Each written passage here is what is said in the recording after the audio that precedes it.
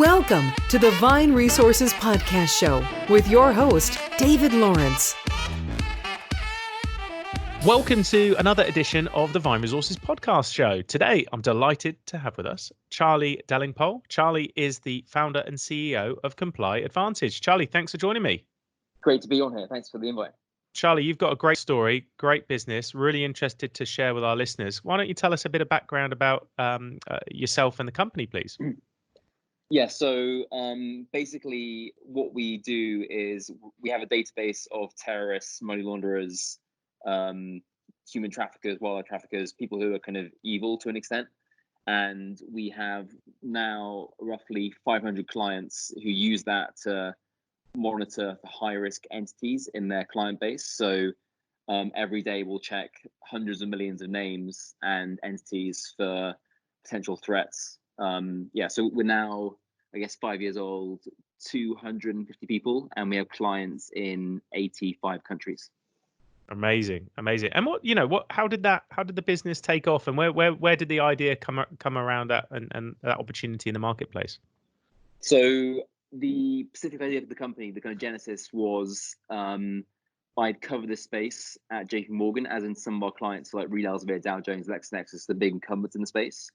And then I built a data pipeline in my first company, so I understood how some technology worked. And then in the second company I started, we were lending money, so we lent X billion dollars to thousands of companies and taken money from hedge funds and high net worths, and therefore I personally understood the risk of laundering money and the regulations around that. So I guess this has become a much bigger thing in the past 5 years. I guess even the past year or two with Trump and sanctions in Iran. So the genesis was being able to apply technology to a very old problem and try and solve this.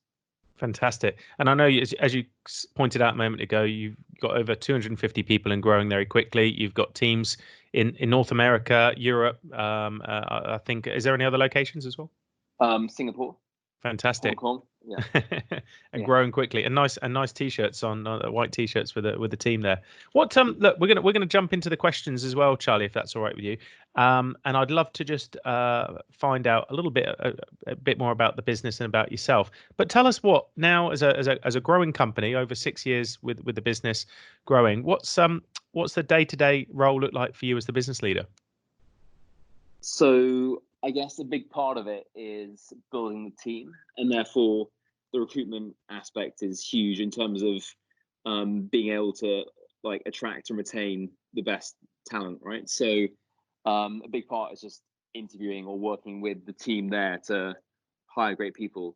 I guess a big part is also like being able to fund all of that team. Therefore, it's kind of sales, like being able to work with clients to help solve their problems, and then also build the product. So we have now a team of 150 tech people who are kind of building the underlying technology. So yeah, I think my team is fundamentally like my time is fundamentally spread between those kind of three different areas, as in like recruiting, building, and then helping the clients. Fantastic. And how much time do you split between the offices? Because that can also be a challenge, obviously, managing various teams or supporting various teams and customers in time zones. Yeah. So I guess also like we have clients all over the world, right? So as in, if you're in the Singapore team, then there's only a 2-hour window in the day when the UK team's online, and you can kind of be able to interact. So yeah, I think and then I guess the biggest market will be the US. So personally, I have to spend a huge amount of time working with the US team. And also, given that like I'm a sole founder and it's just me, I didn't have anyone that I can necessarily send over there. So absolutely, I think being able to work across the whole world is a big challenge. Fantastic. And you've obviously, and thanks for sharing that about being the sole founder, which comes with its benefits and obviously its challenges, of course, as well. Has anyone helped you and been influential on your journey, and perhaps had an impact on you as a leader? And how did they help you? So I guess I had roughly like 15 people who invested in the seed or convert stage. So we raised £500,000 and we had like 10 people. And those people had invested in my previous companies. And so I kind of went to them for advice and feedback and sense checks. And then we raised from Bolton our Series A. So we raised $7 million in 2016. And we had Tim Bunting and Saranga from Bolton, who were, obviously great people to work with. They were extremely helpful and are extremely helpful. And then we had Jan Hammer from Index invest in our Series B. So he gave us $30 million about 14 months ago. So I think all these people have been the people with whom I work with most, in addition to our internal management team as well. What are you doing then, from the top to really keep the team engaged in your business? So I think the kind of the kind of foundational pillars of that, I think, are the kind of clarity around the mission of the company, the vision of the company, and the values, and be able to reiterate that, as in, to the extent that kind of culture is what people do when you're not around, particularly when you have like 4 sites around the world, and a massive team. Like, I think just being able to reiterate why people are in the room and why we're doing what we're doing and how we want them to behave. I think what we're doing, it's not like we're running a gambling site or doing short-term loans, or like, I think in particular for millennials or people who are, like more aspirational in terms of wanting to make a difference. The mission of like fighting terrorism or fighting like financial crime or cartels or wildlife trafficking is motivational.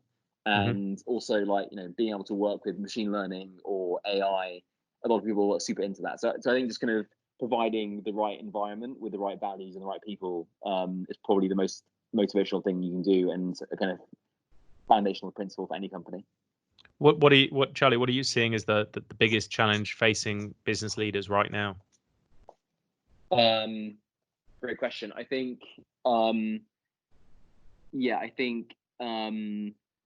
probably the intensity of global competition and being able to succeed like globally, as in we compete with like 3 or 4 very large global corporations who are much bigger than us. And the markets are no longer regional, right? You have to fight all over the world. So I think it's not as if you have a local market that you can simply subsist in. You have to be offensive, or at least be on the offensive, and you have to be able to go to San Francisco, you have to be able to go to New York, go to Singapore, and be able to compete with the very best across the whole world and win. Otherwise, you'll get crushed, right? So I think one can't be parochial or unambitious, and therefore, particularly for people running venture-backed companies, the name of the game is to kind of own the whole market and be able to gain real scale and real traction. And that means that you have to grow way faster, both financially in terms of the revenue, but also grow the team a lot faster. So to the extent that scaling is an art form and a well-developed precedent exists, that isn't an easy journey. You have to work far hard. You have to work far faster. You have to hire better people. So it's a much more difficult game to play than a kind of growing 10% year on year kind of game.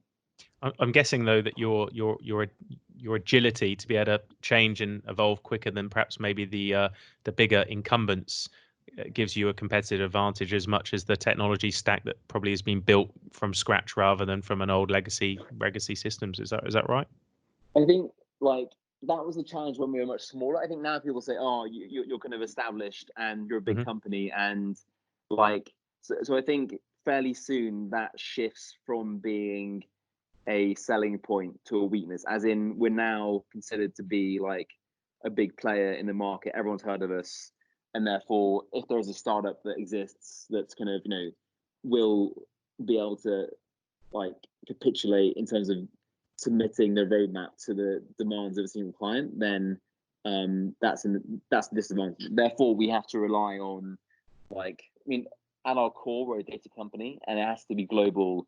There are massive barriers to entry, and therefore, I think like only a certain number of businesses rely on that scale. So, yeah, I think we have to rely at the core on the insurmountable quality of the product and massive scale required to have a global data set of our type.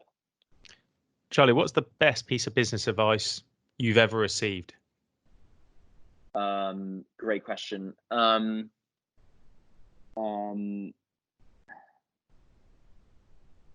think probably the foundational guidance we had after we raised our Series A was, don't worry about the revenue, but just build the best product. And I think the best pieces of advice are kind of often very simple, right? And so it was basically, the advice we had then was just focus on building the best product, and there's no real rush once you have the money to be able to go and sell it. So I think the best piece of advice is, like, good advice can be correct at the right time, but also horrifically injurious at the wrong time. So, like, the advice has to be time appropriate. I think so. Yeah, I think at the time when we just raised our Series A, and it was a question of how you invest that. The advice then was build the best product. Whereas maybe in 3 years' time, it's kind of it isn't necessarily the kind of focus and the centrality of, like, the roadmap is on perhaps gaining more scale than the product. What's the most important thing, or the most thing that you see that's exciting you right now in the industry in the next couple of years? I think, like, 10 years ago, the biggest companies in the world were like Esso and Shell and BP and the big oil companies or resource companies. Today, it's like it's Google, Apple, Facebook, Amazon, Baidu, Tencent. Like, so these technology companies are investing hundreds of billions of dollars a year, and that results in things like Amazon Web Services, like Kubernetes, like BERT. So what you see is, as a result of all this spend, is huge amounts of technologies, and also much cheaper cloud technology, right? So that helps us a lot in terms of we're able to use all of this and we get it for free. So the underlying pace of change in technology is extremely helpful for us. And that's exciting to everyone because it means we can do a lot of stuff without much investment. Look, you're obviously racing. You're growing fast as a business, doing amazing things. I'm curious what you do within the organization to keep your staff well-being balanced. What are you doing in the business? A lot of this stuff happens spontaneously from the team. So I guess I can list through them, but they run like yoga sessions, they run wellness sessions, they run like mental health awareness days, they run like days for like family days, and yeah, I think spontaneously all that just occurs. And then also we try and bring in speakers, like people who have done cool things. Like we have the founder of Asimo coming in, who's an investor and a client, talk about their journey. So I think it's kind of 360 across like health, well-being, family, keeping people motivated by highlighting precedent people who have been interesting. All that I think helps keep people motivated and healthy. Fantastic. What is there perhaps a story from your childhood, something that you can share with us that has influenced this work ethic that you've got in later life? Is there anything you've got there? Yeah, I think probably when I was like 6, my dad's business collapsed and we lost everything, right? So like I think I knew at that point that to do well in anything, you have to like work hard and compete, and people couldn't just be like relaxed or chilled out, as in you have to fight to win, right? So I think, like, when we were kind of, when I was born, he had everything, right? As in like he inherited like this huge business, had like humongous house, holiday homes, like a forest, and like but then by the time I was 6, like he lost everything, right? Had to sell everything and went back to nothing, right? So I think if anything, it shows that you kind of shouldn't spend money unwisely. You have to be like to actually win. If you are going to compete, you have to be ferociously competitive. Otherwise, incompetence and failure will destroy you. What do you think the industry is going to look like, particularly your industry is going to look like in 5 years' time? And how will that impact the business model? I mean, the reason why we've raised $40 million is based upon a narrative of a radically different architecture of what we're building, which will consume multiple different markets. So, and the only reason that we raise money is because our investors believe we're going to be able to keep on growing and go to a big IPO, right? So, ideally, we will reshape the industry.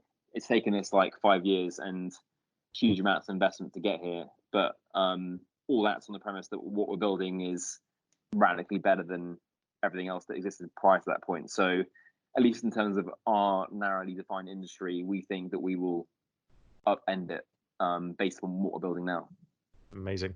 What if you had your time again, or just giving your 20-year-old self one piece of advice? What would you say looking back now?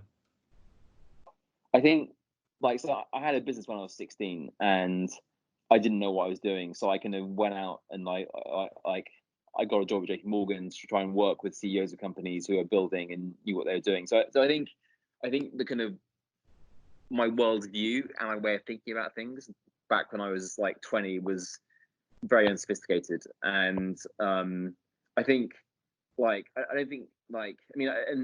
think what I did was I tried to read everything and learn everything and know everything and just constantly improve, right? And that's something that I did, and I don't think you can communicate any particular fact which is revolutionary. It's the kind of systematic compounding and rereading and reanalyzing of everything, and that gets you there, right? And that process isn't something that can happen overnight. I mean, if you wanted the shorter answer, I guess set up Google, set up Facebook before it was built, right? But yeah, I think fundamentally it comes down to improvement and learning more than anything else. Charlie, thanks for sharing that with us, and thanks for your time today. If people want to find out more about you, reach out to you, connect with you, what's the best way that they can do that with you or your company? Our website is ComplyAdvantage.com, and I guess if you need like money laundering and terrorist financing technology, then absolutely get in touch. Fantastic. Charlie, thanks for joining us today. Thanks for your time. Great to be here. We really hope you enjoyed the podcast today. If you want to listen to more exclusive tips and life lessons from our guest, go to the resources page at vineresources.com.